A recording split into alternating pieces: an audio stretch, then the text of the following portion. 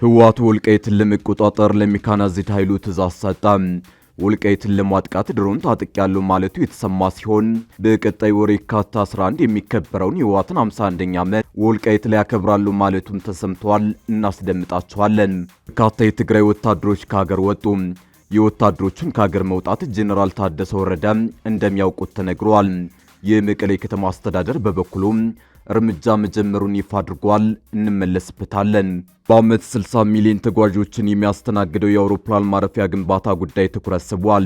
የፕሮጀክቱን መጀመር አስመልክቶ ጠቅላይ ሚኒስትር አብይ የአውሮፕላን ማረፊያው በአፍሪካ ታሪክ ትልቁ የአየር ትራንስፖርት መሰረተ ልማት ፕሮጀክት ይሆናል ሲሉ ተደምጠዋል። በዝርዝር ይዘነዋል፣ እናስደምጣቸዋለን።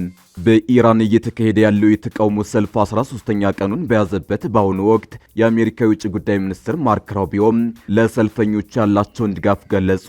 የኢራን የውጭ ጉዳይ ሚኒስትር በበኩላቸው ኢራን የተነሳው ህዝባዊ ተቃውሞ የሚጠበቅ ነው የሚል አነጋገር አስተያየት ሰጥተዋል። እናስደምጣቸዋለን። አክብሮታዊ ሰላምታችን በያላችሁበት የዓለም ዳርቻ ይድረሳችሁ። የተወደዳችሁ የአንድ አፍታ ሚዲያ ቤተሰቦች ከአንድ አፍታ ለአሁኑ መደመጥ አለባቸው ያልናቸውን ዜናዎች ወደ እናንተ የምናደርስበት ሰዓት ላይ ተገኝተናል። አብራችሁን ትቆዩ ዘንድ ግብዣችን ነው።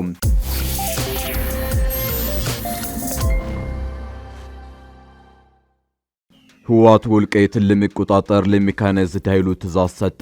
ወልቃይትን ለማጥቃት ድሮን ታጥቂያለሁ ማለቱ የተሰማ ሲሆን በቀጣይ ወር የካቲት 11 የሚከበረውን የህወሓትን 51ኛ ዓመት ወልቃይት ላይ ያከብራለሁ ማለቱ ተሰምቷል። ህወሓት 51ኛ ዓመት የምስረታ በዓሉን ወልቃይትን በኃይል በመቆጣጠር ለማክበር እየተዘጋጀ መሆኑ ተሰምቷል።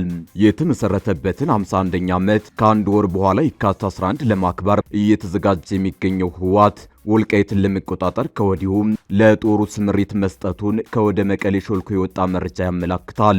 ወልቃይትን ለመቆጣጠር ከባድ መሳሪያዎችን ከተቀበሩበት ወጣው ዝግጁ እየተደረጉ ሲሆን በውጭ ሀገር የሰለጠኑ የድሮንና ጸረ ድሮን ባለሙያዎችም መቀሌ ገብተዋል ተብሏል። በተለይም ሱዳን የሰለጠኑ የህወሓት የድሮን ባለሙያዎች በኤርትራ በኩል ወደ ሀገር ውስጥ መግባታቸው ቀደም ብሎ ሲገለጽ እንደነበር ይታወሳል።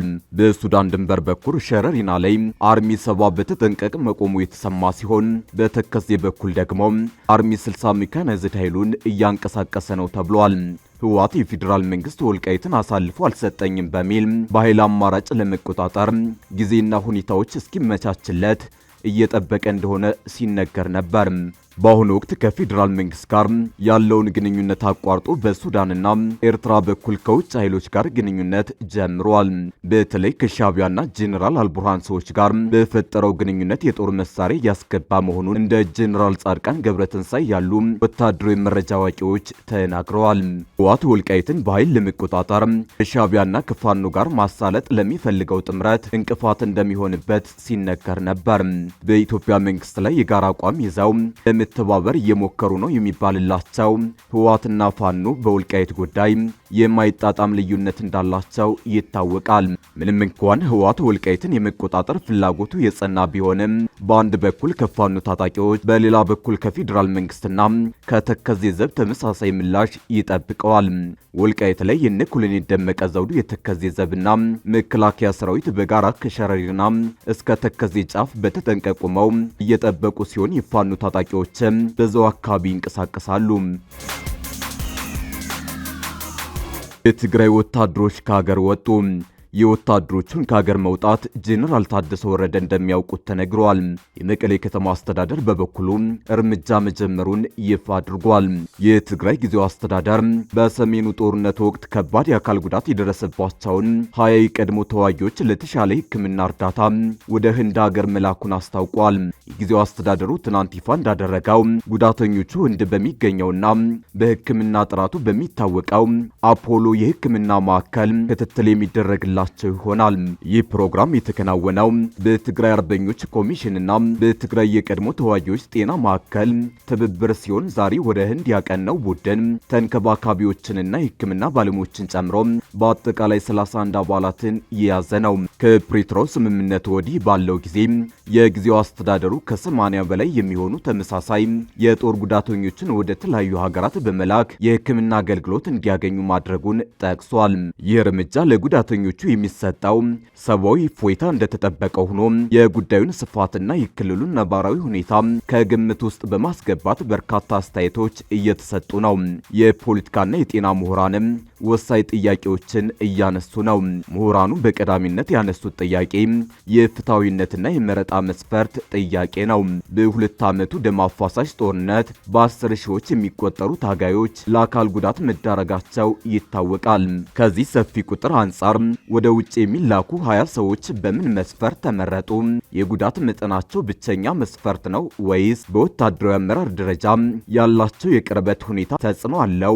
ሂደቱ ለሁሉም ጉዳተኞች ግልጽና ፍትሐዊ ነበር ወይ የሚል ጥያቄዎችን አንስተዋል።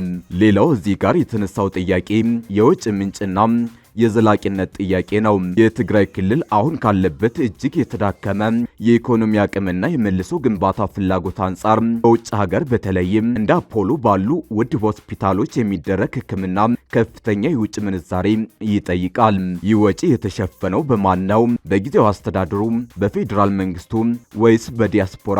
በቀጣይስ በሺዎች ለሚቆጠሩ ጉዳተኞች ይህን አይነት ውድ የውጭ ሕክምና መስጠት በኢኮኖሚ አዋጭና ዘላቂ ይሆናል ወይ በሚል ጥያቄን አስነስቷል። ጊዜው አስተዳደሩ እነዚህን ወገኖች ለማሳከም መወሰኑ የሚደንቅ ቢሆንም ከጉዳቱ ስፋት አንጻር መሰረታዊና ዘላቂ መፍትሄው የክልሉን የጤና መሰረተ ልማት መልሶ መገንባት እንደሆነ ብዙዎች ይስማማሉ። ጠቅላይ ሚኒስትር አብይ አህመድ የቢሾፍቱ ዓለም አቀፍ አውሮፕላን ማረፊያ ግንባታን አስጀመሩ። የመጀመሪያው ምዕራፍ የአውሮፕላን ማረፊያ ስራ በዓመት 60 ሚሊዮን ተጓዦችን የሚያስተናግድ ነው። ጠቅላይ ሚኒስትር አብይ አህመድ የፕሮጀክቱን መጀመር አስመልክተው መልእክት አስተላልፈዋል። ጠቅላይ ሚኒስትሩ የኢትዮጵያን ፈጣን የአየር ትራንስፖርት እድገትና እየሰፋ የመጣውን የኢትዮጵያ አየር መንገድ ዓለም አቀፍ ትስስር ዘላቂ ለማድረግ ወደ 25 ሚሊዮን የሚጠጉ መንገደኞችን በዓመት የማስተናገድ አቅሙ ላይ ደረሰው ከአዲስ አበባ ቦሌ ዓለም አቀፍ አውሮፕላን ማረፊያ በተጨማሪ አዲስ ሜጋ ጣቢያ እየለማ ይገኛል ብለዋል። ይህ የተለያዩ አውሮፕላን ማረፊያዎችን የመገንባት ስትራቴጂ ኢትዮጵያን ወደፊት የአፍሪካ ግንባር ቀደም የአየር ትራንስፖርት በር የማድረግ ዓላማ ያነገበ ነው ሲሉም ገልጸዋል። የቢሾፍቱ ዓለም አቀፍ አውሮፕላን ማረፊያ በአፍሪካ ታሪክ ትልቁ የአየር ትራንስፖርት መሰረተ ልማት ፕሮጀክት ይሆናል ሲሉም አሳውቀዋል። ፕሮጀክቱ ከኢትዮጵያ ሀገራዊ የኢኮኖሚ ሪፎርም፣ የኢንዱስትሪ ማስፋፊያ አጀንዳና የረጅም ዘመን የአቪዬሽን ስትራቴጂ ጋር የተናበበ ነው ያሉ ሲሆን የኢትዮጵያ አየር መንገድን ዓለም አቀፍ ተወዳዳሪነት ያጠናክራል ሲሉ ገልጸዋል። የንግድና ቱሪዝም ኮሪደሮችን ያሰፋል፣ ኢትዮጵያንም ቀዳሚ የበይነ አህጉር ማዕከል ያደርጋታል ሲሉ አክለዋል። ጠቅላይ ሚኒስትሩ ከአዲስ አበባ ደቡብ ምስራቅ 40 ኪሎ ሜትር አካባቢ የምትገኘውና 1910 ሜትር ከፍታ ያላት ቢሾፍቱ ለአውሮፕላን ስራ የተመቸ ከባቢ ያላት ሲሆን መዳረሻቸውን ኢትዮጵያ ላደረጉም ሆነ ለትራንዚት መንገደኞች ብቁ ሁኔታ ያላት ናት ብለዋል። በኢራን እየተካሄደ ያለው የተቃውሞ ሰልፍ 13ኛ ቀኑን በያዘበት በአሁኑ ወቅት የአሜሪካ ውጭ ጉዳይ ሚኒስትር ማርክ ሩቢዮ ለሰልፈኞቹ ያላቸውን ድጋፍ ገለጹ። የኢራን የውጭ ጉዳይ ሚኒስትር በበኩላቸው በኢራን የተነሳው ህዝባዊ ተቃውሞ የሚጠበቅ ነው የሚል አነጋገር አስተያየት ሰጥተዋል። በኢራን የተቀጣጠለውን ህዝባዊ ተቃውሞ ተከትሎ አሜሪካ እጇን ለማስገባት ፈራ ተባ እያለች ነው። በዛሬው ዕለትም ማርክ ሩቢዮ የሰጡት አስተያየት አሜሪካ ወደ ኢራን ልትገባ ነው ወይ የሚለውን ጥርጣሬ ከፍ አድርጎታል። ሩቢዮ በኤክስ ገጻቸው ላይ ባሰፈሩት መልእክት ዩናይትድ ስቴትስ ጀግና ኢራናውያንን ትደግፋለች ብለዋል። ከኑሮ ውድነት ጋር በተያያዘ የተቀሰቀሰው የኢራን ህዝባዊ አመጽ በተለያዩ ከተሞች እየተስፋፋ ነው።